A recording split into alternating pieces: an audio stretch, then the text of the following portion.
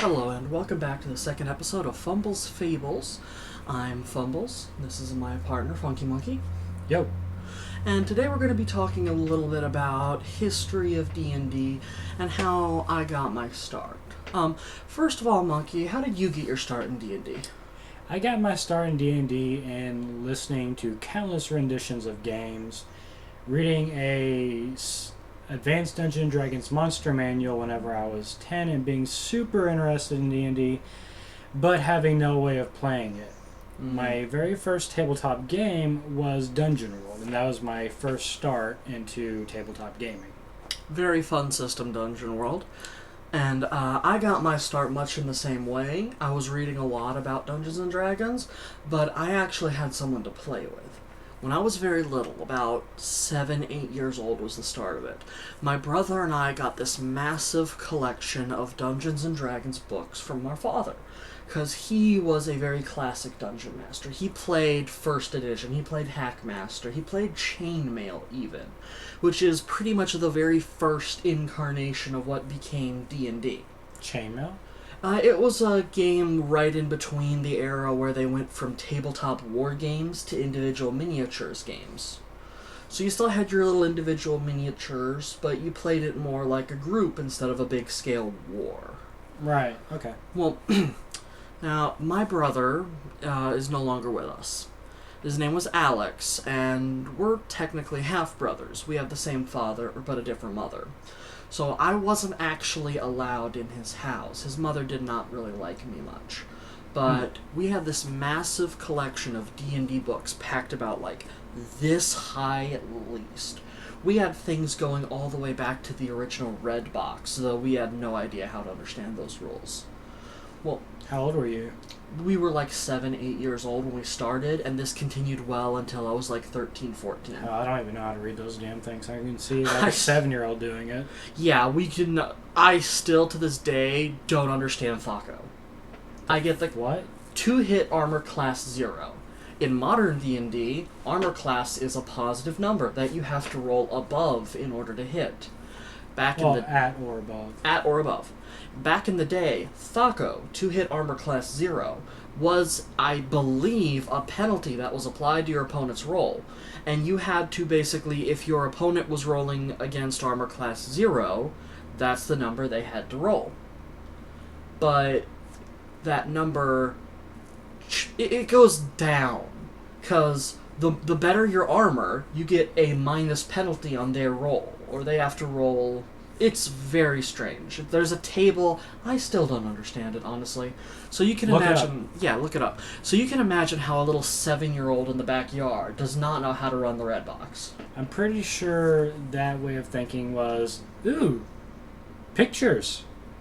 Yeah. I like pictures. Make characters to fight the pictures. Ooh, tables. Let's have a table for everything. Like a glaive, gisarm glaive. Slagglaive. That's an actual weapon in an actual D&D book. Has anyone ever mentioned that the people who wrote D&D did not actually know how fighting worked? Well, I mean, are you trying to tell me that fighting isn't lining up in a group and taking turns swinging at a person? Yeah. Well, that's why I lost every fight I've ever been in. Yep. Well, my brother and I, we found a system that worked. 3rd edition's Dungeons & Dragons, which was brand new at the time. This was right when that sucker came out. Not 3.5, original 3rd edition, which became our bread and butter game. We would roll up characters. We had a collection of sheets. We had the books. I remember we had the Monster Manual book with the, I believe it was a succubus, had like big open tits on it. These were not books originally made for children, but we had them because our father had them, and his mother was not very strict about actually regulating what she gave us. Oh, yeah, back in, the early 90s. No, D&D wasn't for Satan, kids, now with your demon boobies on the front. Yeah. Oh! Well, we would spend hours upon hours of nearly every day, because I wasn't allowed in the house, he wasn't allowed over to my house, so we'd just stay in his backyard and we'd play D&D. Well, it quickly became apparent that I was the better dungeon master. Huh. He wanted to play the game, he didn't have a head for creating it. But I loved creating it. I loved drawing up a little dungeon, and I loved making things in it, and I loved putting all the pieces together, and I did have a lot of fun playing it, but ever since that day, I've always been a dungeon master. This is a world I've created, and we'll talk about that later. Yeah. Yeah. I've always been a dungeon master, but the big problem with that is... The big problem with that is that Dungeons & Dragons is a game built around an assumption of at least 3, typically 5 people. You usually have a 4-man party, your fighting man, your thief, your magic user, and your cleric. And a dungeon master. Typically, yeah. Those are the core 4. And anything past that is usually considered a 5th wheel. In that they can fill out a gap, but you don't need them. You don't need them. Wizards for life. We only had 2 people. So even if I was running a character with him, we had to make non-player characters to do the adventures. You had to double up. Had to double up, because like a fighting man, a fighter, cannot do a dungeon on his own. He can fight all day, but then once he takes a couple of good hits, he needs healing. Nah, you can power through that. And what happens if he has to swim across a river? What happens if you need to pick a lock? Punch the lock. On a random note, it's amazing how the assumption of thieves and locks has just become so core. Classic dungeons were very different from modern dungeons. In modern dungeons, you have a reason for the dungeon to exist. It's part of a world. It's like a literal dungeon, or it's a cave, or it's a temple, something. Basically, old D&D were roguelikes before roguelikes existed. Yes. You have your dungeon, you have your prize, get to it. There are 5-foot wide corridors leading into 10 by 10 rooms where there are monsters. And you fight the monsters and you continue to the next 10 by 10 Hey, rooms. Darkest Dungeon. Yeah, a lot like Darkest Dungeon.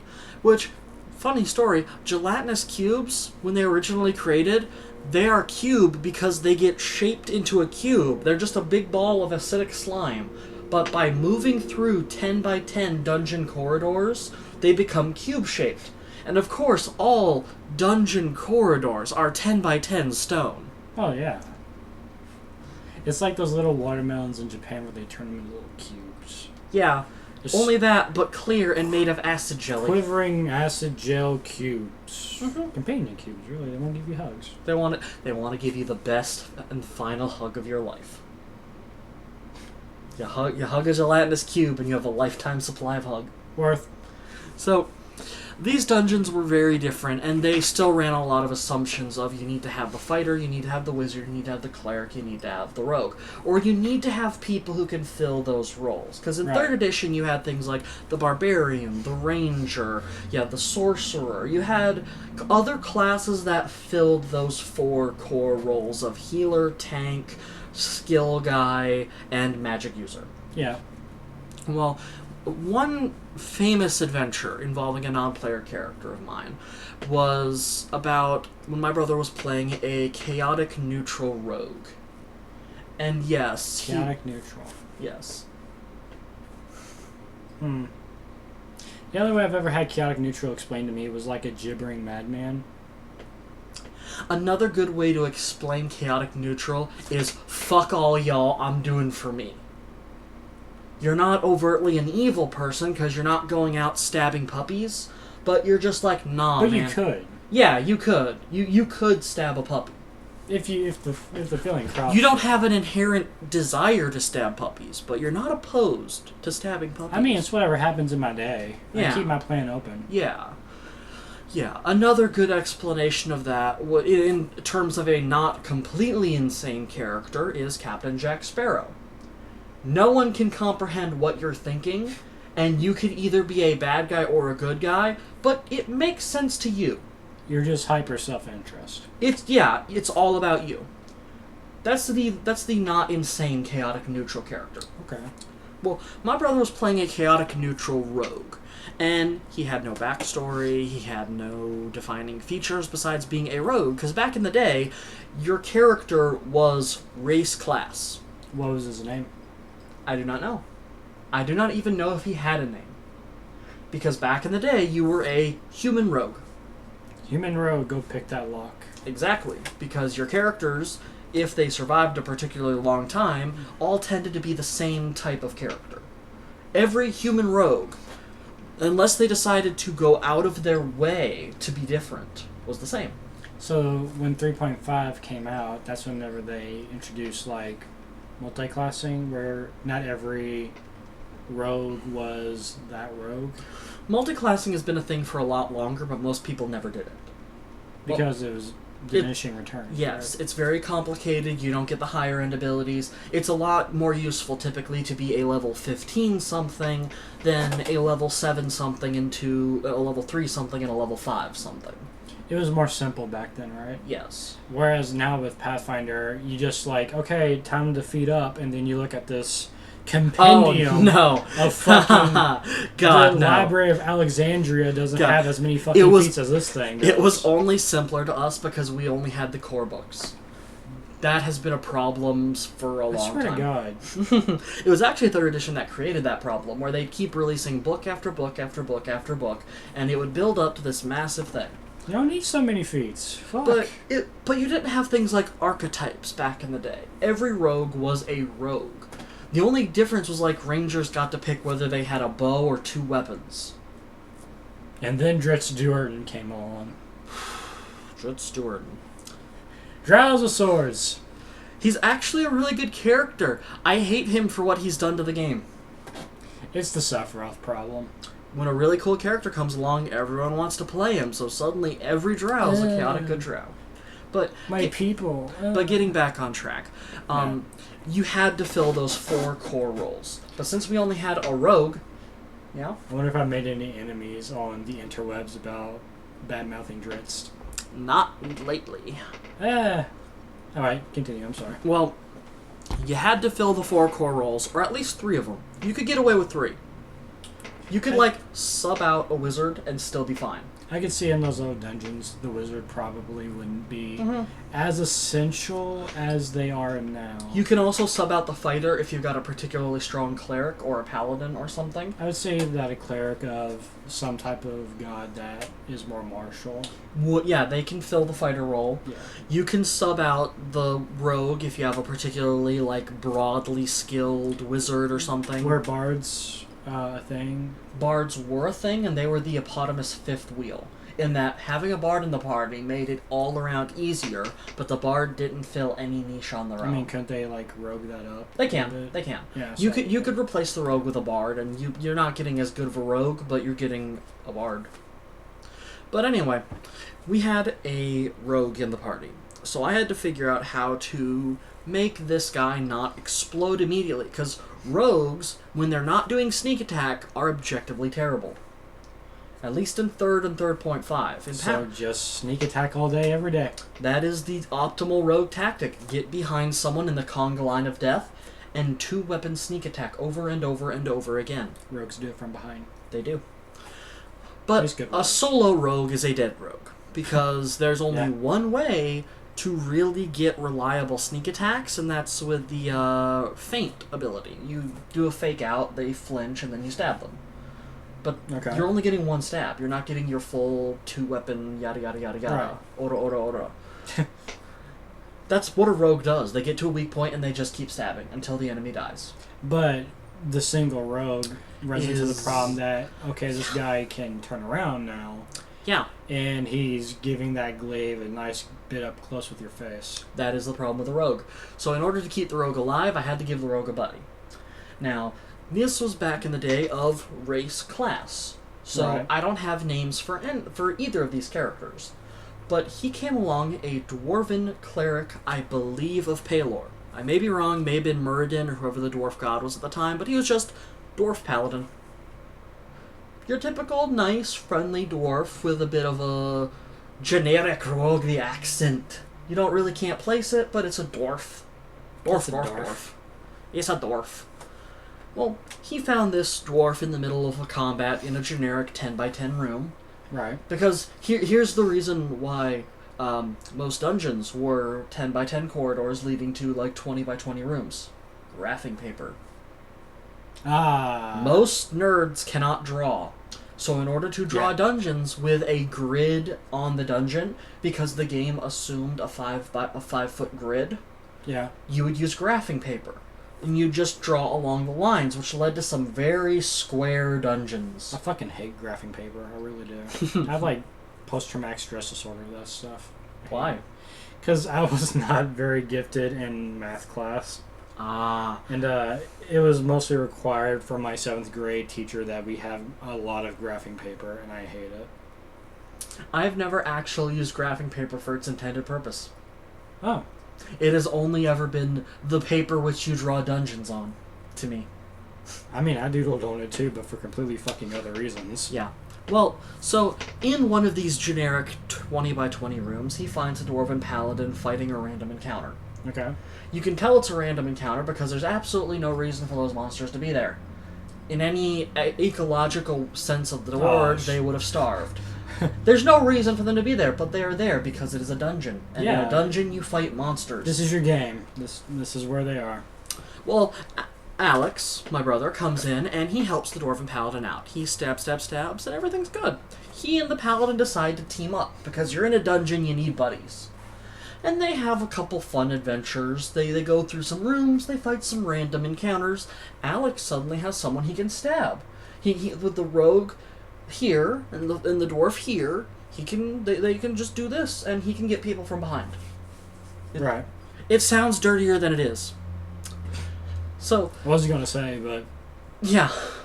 Well, after a couple rooms of being the tank / healer / meat shield, the dwarf eventually dies. He was an NPC. We weren't very good at the game, so I just kind of picked monsters from the book that were relatively the right level. What was the level?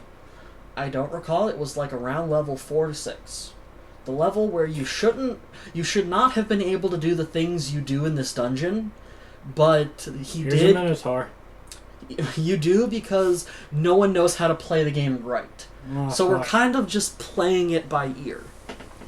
Oh, this creature looks cool. I'm just going to throw in the Hydra. Yeah. So fuck it.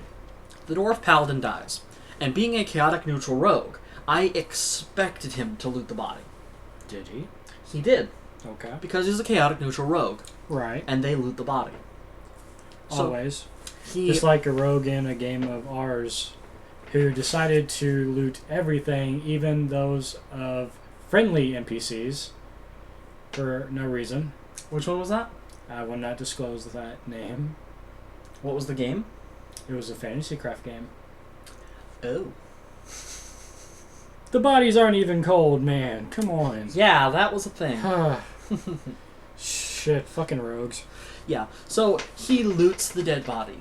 Yeah. And he gathers everything up, and he just has all this nice treasure from the dwarf. He's got like a dwarven warhammer. He's got, I think I even gave him a Dorndurger if those existed in 3rd edition. Hey, what? A dwarven Dorndurger was created during the era in which a Dorndurger. A Dorndurger. Dorndurger. Now, I might be mistaking that with the ball and chain weapon, but I think I've got this right. It's a weapon that is... Dwarven No, I'm thinking of an Urgrosh. A Dwarven Urgrosh. The Dorndurger is basically a ball and chain, but they couldn't call it a ball and chain. Why? Because they wanted it to sound cooler than a ball and chain. A Dwarven Urgrosh was a axe with a spear at the end. So like you could hack or you could stab. So a halberd. No. The spear was on the end of the handle, not the axe. It was a weapon you could cut with, but if you're in a very tight cave, you can turn it around and grip it because the axe has a hole in the blade that you can grip, and you can thrust with the back end of it. That sounds very pointless. Yeah, you could just have a halberd with the pointy end on the slashy bit, so you can. Yes, you could. It was made back in the era when they decided to make a billion new weapons that sounded cool, and none of them were actually like they decided that twin blade, a dire flail, a pole with 2 flails on it. because they had to have a double weapon that did bludgeoning damage, and that was the only thing they could think of, because that's what they did. They made weapons that were every combination of single, double, two-handed. So you would take. This is me bringing fucking like real life how I would fight with this thing. So you're taking like a wildly inaccurate and often self-harming weapon, the flail. Mm-hmm. And now you're Darth Mauling it. Like on both ends, or like two both on ends. one end. A real flail has had two on one end, and that works perfectly fine. It's no more dangerous than a regular flail. That's pretty dangerous still. Well, regular flail's dangerous. Yeah. But no, a dire flail is a Darth Maul flail. So would you like spin it around your hand? No idea. You're supposed to like paddle boat it, I guess, but it's stupid. They had to make every combination of 1, 2, and double with bludgeoning, piercing, and slashing in every possible But combination. what? Okay, continue. Well, so he got this really cool dwarven Urgrosh, and he got the paladin's armor. Cool. He got the paladin's armor and all of his possessions and his money and everything. So now you have a naked paladin dwarf. Yes. He stripped him down to the underwear. And took the underwear. Due to the dead. He took the underwear too. Wait. Yes. So What? now you have a naked dwarf paladin. Okay, so this rogue in this life or death dungeon. Because you might get a couple of copper off selling the dwarf's underwear. You're not getting a couple of his stinky, sweaty boxers. That. Unless you go to some weird elf place, and I'm sorry, elves everywhere, but I guess if they want to pay for like stinky, smelly dwarf boxers. Yeah. So he decided to take everything that this dwarf had. And then. In his dignity. And then he took the dwarf.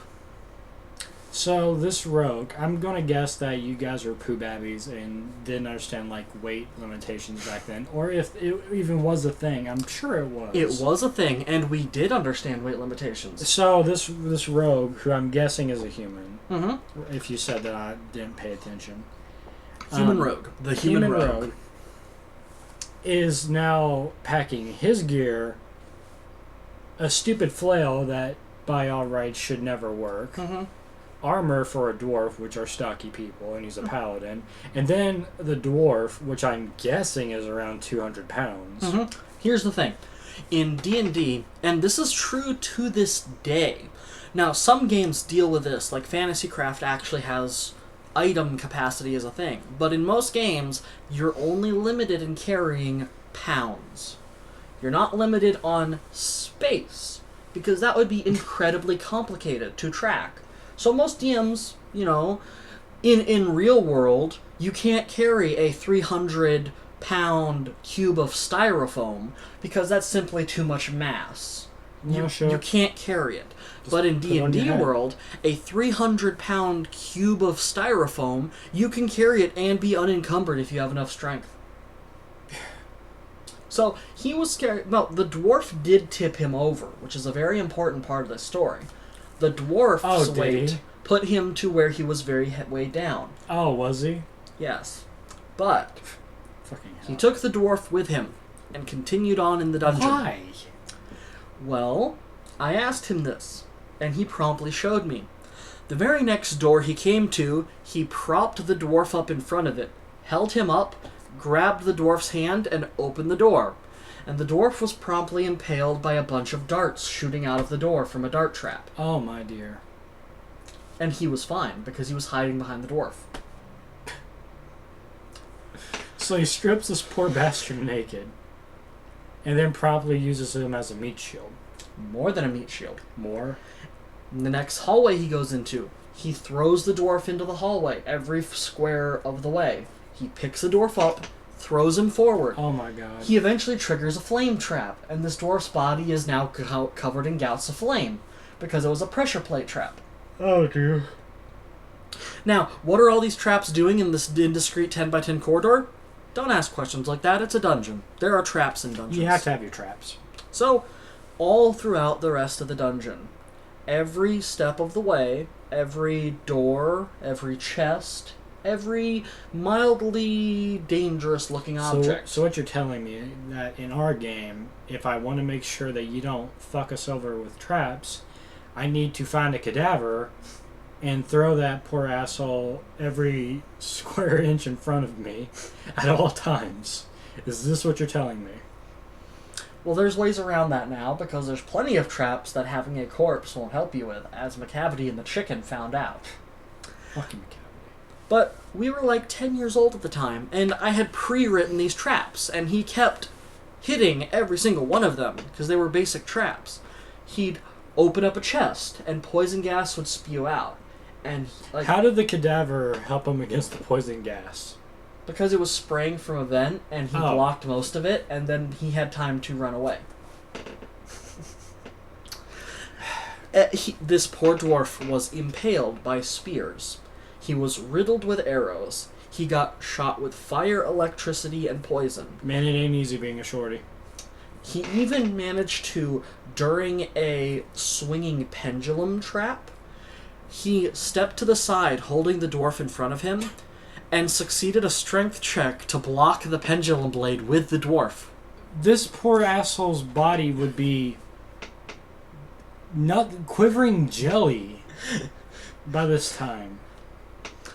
Eventually, how could it have enough mass? Eventually, the whole point of this, I was getting horrified. I'm like, Alex, bro, fam, you are desecrating a body, a holy man's body. He was a paladin. He helped you. The paladin, this hero of men, this paragon of valor and virtue in the world, and you've stripped him nude. You've carried him throughout a dungeon. And he's using him as a tower shield. You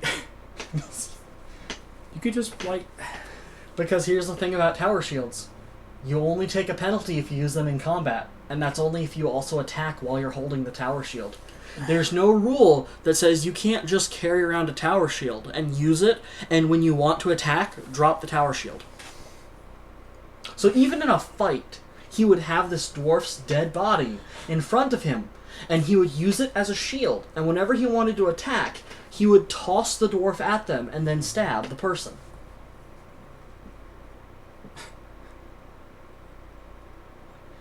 Oh, God. Yes.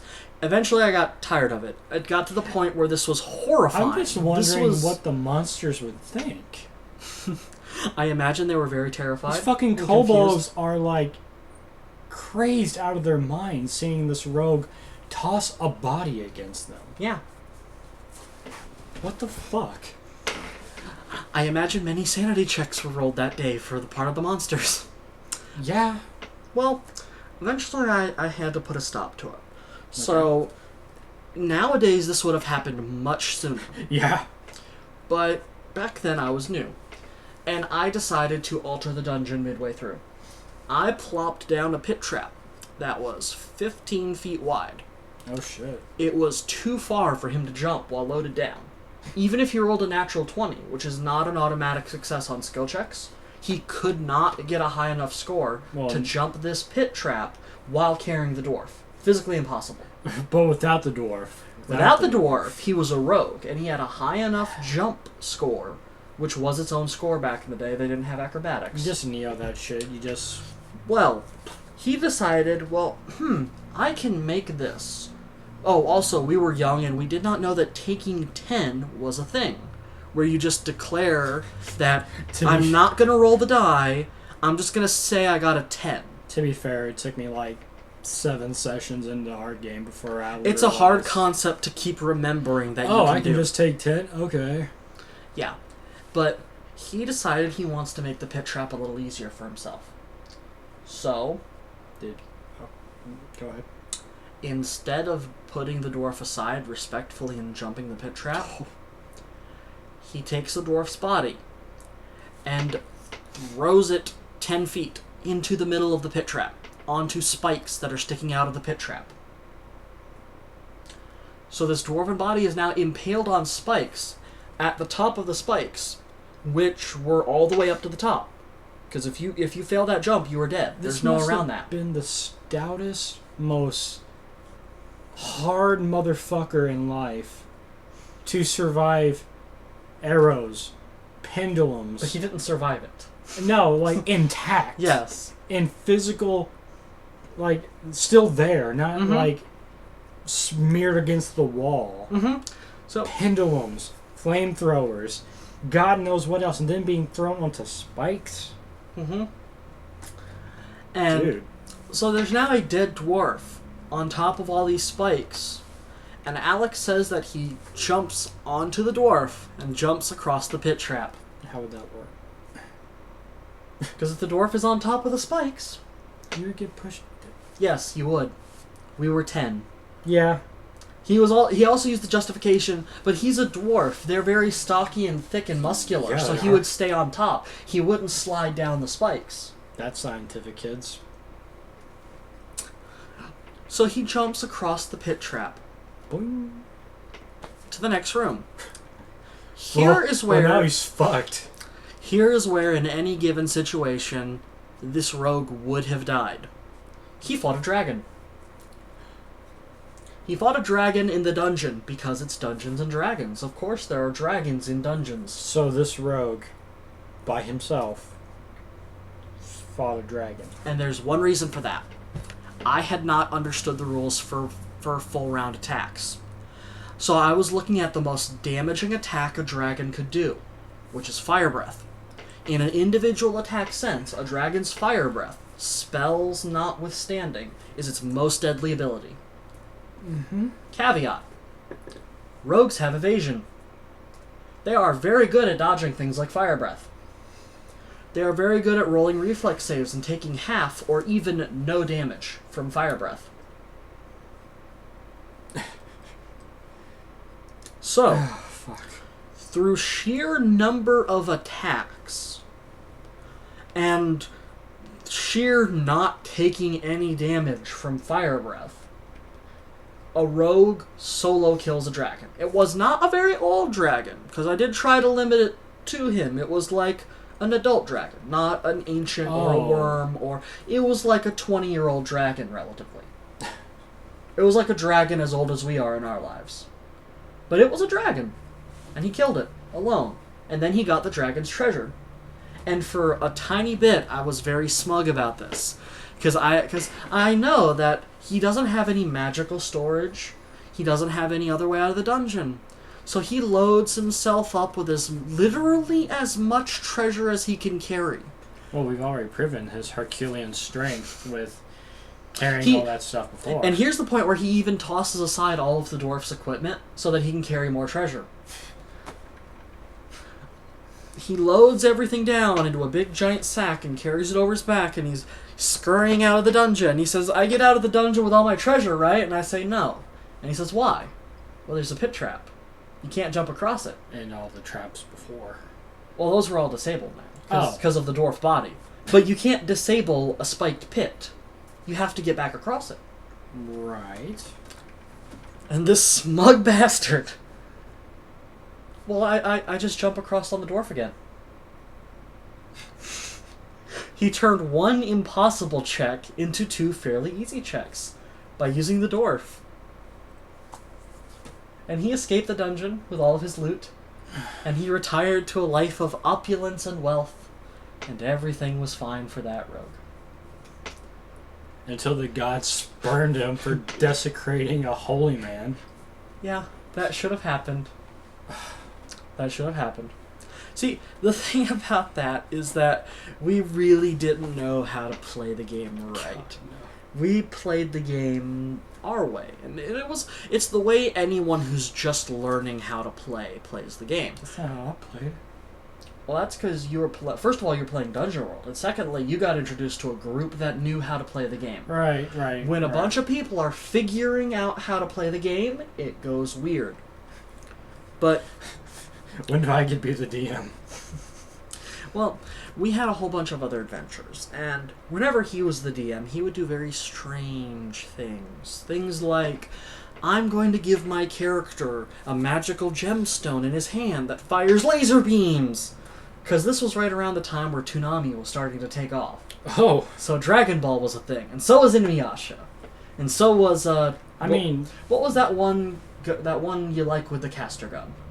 Outlaw Star? Outlaw Star. Outlaw Star was starting to be a thing. Yeah, but for real, in any game, if my character had a gem on their hand that fired laser beams, that'd be the coolest thing. No, I'm thinking of the one with the Dracula guy with the talking hand. Vampire Hunter D? Yes. So those 3 animes were kind of blowing up at the time. The last one not really blowing up, but my brother had discovered it. He found VHSs of it and loved it. Yeah, Vampire Hunter D's rad. Yeah. Well, so when he was playing, he decided to give his character a magical talking gemstone embedded in his hand that would, like, when he activated, fire magical anime laser beams. That still sounds really cool. Yeah.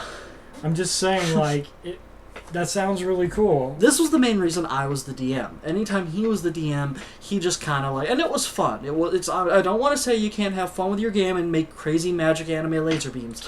In our game, can I have a gem that fires, like, spells? While making puns about the enemy you're fighting? Yeah. No. Damn. Maybe. Well, but since we had very limited resources, we had to reuse a lot of characters. Because back in the day, we didn't have portable computers that we could write out character sheets on and just quickly edit them and make new ones. Right. You couldn't just go to Tangled Web or D&D Sheets and make a new character sheet. You had to print it out. You had to roll dice. You had to write it down. So in order to save time, we photocopied a whole bunch of character sheets. And for use of NPCs. But at one point we made a mistake. We had accidentally photocopied a character sheet that had been started. It didn't have any stats. Okay. It didn't have anything else, but it had a name, a class, and a level put on it. And it was Tim the Level 1 Cleric. Well, we had about 30 copies of Tim the Level 1 Cleric on our character sheets. No, just like... Let's just imagine this in the setting of Lord of the Rings. You have, like, Gimli the dwarf, Frodo the hobbit, Aragorn the human, Tim the cleric. We were not exactly very creative. Saying, like, Tim's such a common name. Mm-hmm. A regular name. Yeah, it was. Oh, Tim. And of course, in nearly every case, he was a cleric of Pelor, which is the most default cleric you can ever be. The hell's Pelor? Pelor is a lawful good god of the sun and healing. Okay. Yeah, cleric. He is the most generic cleric ever. Praise the sun. Every player who has made a new character, and if that character was a cleric, there's like a 90% chance they pick Pelor. Because he's the very first god in the book that is lawful good. And in some of the books, he's the very first god written.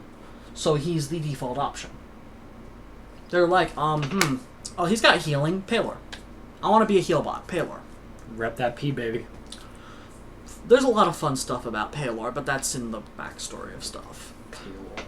Well, Tim the Level 1 Cleric, who was not always level 1, but was always named Tim the Level 1 Cleric, was a repeating Kenny-style string of characters.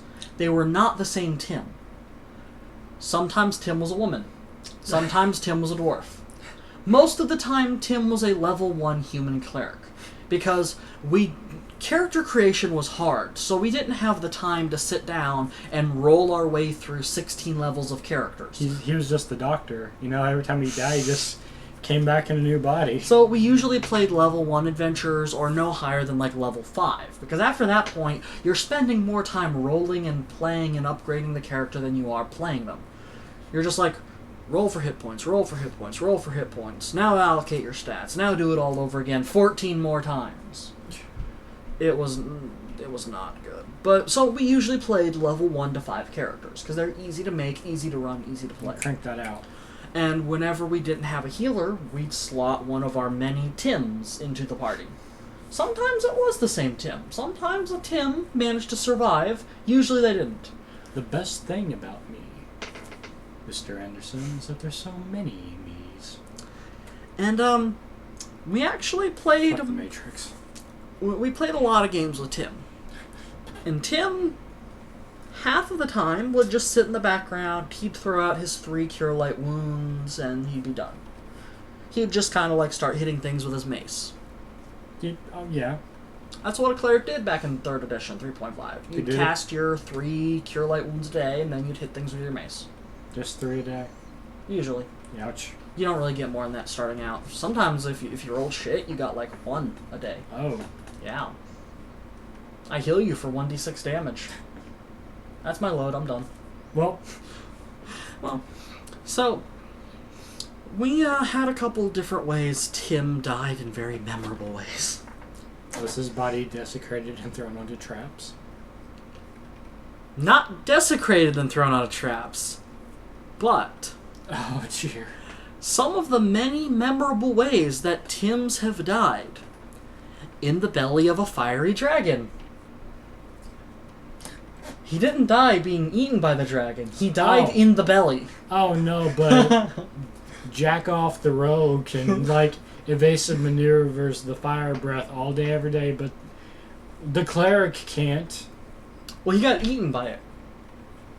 And then he died inside of its belly. Another memorable way was the time that I gave control of Tim to my brother. And he would have Tim walk ahead of him every time he went into a new area. And at one point he walked straight into a gelatinous cube.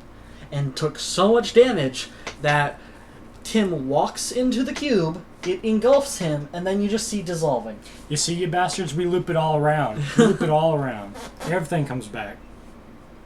Another very memorable time was an incident I like to call far too many traps. Now, being new to the game, I hadn't quite gotten a grasp on Rule 0, that a Dungeon Master has the objective power to change whatever they want. If you want a trap DC to be higher, by God, you can make it as high as you want. If you want to make them have to make a reflex save of 40 to avoid the trap, you can. Oh. You shouldn't, in most cases, No. but you have the power. I had not figured that out. I thought it was like a Mario Maker. You would take bits and put it in, and that's how it worked. So, after a certain point, the traps were so low level that the only way to have them be any sort of threatening was to have them, have many of them in a room. At one point, I got a little bit carried away. I created a room that was nothing but traps. And Deadly Danger Dungeon. you had fire traps, pit traps, arrow traps, buzzsaw traps, every trap in the book. Like that super pitfall where you walk in and the very first hole is like the lava pit. Mm-hmm. Oh, God. So, poor Tim, being a cleric, did not have a very good reflex save. And when he took his very first step into the room I like to call far too many traps, bad I like things to call happened. it Hell in a Cell. He did not survive that, and it was not pretty. Imagine a trap that could be in Dungeons & Dragons. It hit Tim. But the most famous time... Okay, look. I'm guessing your brother was playing the rogue. Yes. Okay, let's just imagine that this rogue... I'm just trying to, visualize this rogue walking into a room, every trap's going off, and he's like... So, every trap is going off on this poor cleric, because he had the cleric go in first. And he's getting sliced, diced, and julienne fried. And the rogue, he looks at all these traps and decides, I have enough treasure, I'm going to leave. And he leaves. But the most famous time that a level 1 Tim died was when we started experimenting with other games. We had that full stack all the way from 1st edition AD&D to 3rd, but we only usually played with the 3rd edition core books. Right.